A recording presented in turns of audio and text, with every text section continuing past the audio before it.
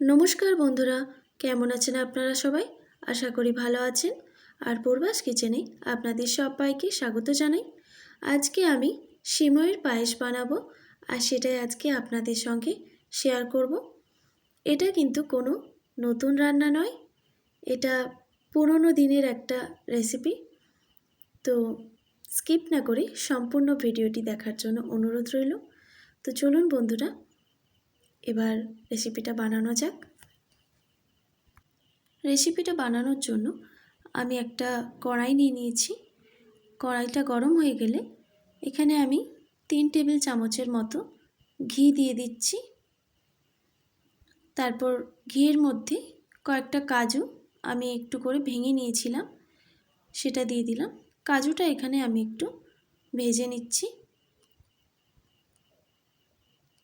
কাজুটা যখন এইরকম লাল করে ভাজা হয়ে যাবে তখন তুলে নেব। এবার কাজুটা তুলে নেওয়ার পর আমি কিশমিশটাও ভেজে নেব। এখানে আমি আপনাদেরকে দেখাই, আমি এরকম একটা সিমইয়ের প্যাকেট নিয়েছি। এই সিমইটা একটু সরু, কিন্তু ভাজা নয়। অনেক রকমের সিমই পাওয়া যায় বাজারে, আপনাদের যেটা পছন্দ সেটা আপনারা বানাতে পারেন। এবার আমি কিশমিশটা ভেজে নিচ্ছি।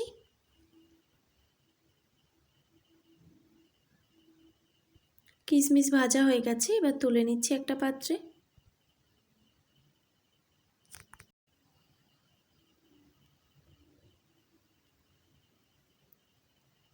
এবার আরও 1 টেবিল চামচ আমি এখানে ঘি অ্যাড করলাম।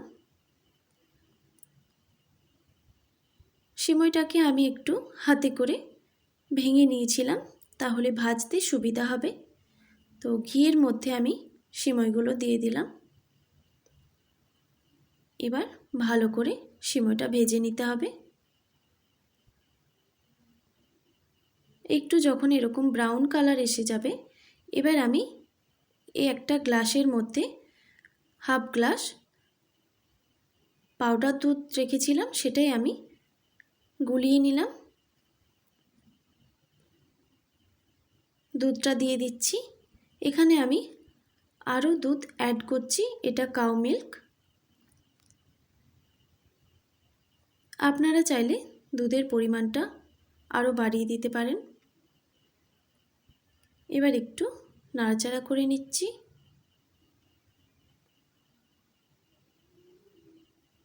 তারপর আমি আরও একটু জল দিয়েছি, আর এখানে দিয়ে দিচ্ছি 2টো তেজপাতা, 1 টুকরো দারচিনি আর 3টে এলাচ। এলাচের মুখগুলোকে আমি একটু ফাটিয়ে নিয়েছি। এইভাবে এবার বেশ কিছুক্ষণ ফুটিয়ে নেব। এবার আমি এখানে চিনি দিচ্ছি। আমি এখানে একটা ছোট বাটির হাফ বাটি চিনি ব্যবহার করেছি, আপনারা চিনিটা কম বেশি করে নেবেন। এবার ভেজে রাখা কাজু আর কিশমিশটা দিয়ে দিচ্ছি। কাজু কিশমিশটা দেওয়ার পর আরও কিছুক্ষণ আমি একটু ফুটিয়ে নেব। কাজু আর কিশমিশ দেওয়ার পর আরও কিছুক্ষণ আমি ফুটিয়ে নিলাম। প্রায় 1 থেকে 1.5 মিনিট মতো আমি ফুটিয়ে নিয়েছি। এবার এটা পারফেক্টভাবে রেডি হয়ে গেছে। আমি এটা এবার নামিয়ে পরিবেশন করে নেব। রেডি হয়ে গেল গরম গরম সিমইয়ের পায়েস। আর আজকের রেসিপিটা আপনাদের কেমন লাগলো অবশ্যই আমাকে কমেন্ট করে জানাবেন। আর যদি ভালো লেগে থাকে তাহলে সাবস্ক্রাইব করতে ভুলবেন না, আর পাশে থাকা বেল আইকনটি প্রেস করে দেবেন, তাহলে নিত্য নতুন রান্নার ভিডিওগুলি আপনাদের কাছে পৌঁছবে। ভালো থাকবেন, সুস্থ থাকবেন। দেখা হচ্ছে নতুন কোনো রেসিপি নিয়ে। আজকের মতো এইটুকুই। আর এতক্ষণ আমার সঙ্গে থাকার জন্য আপনাদের সবাইকে অনেক ধন্যবাদ।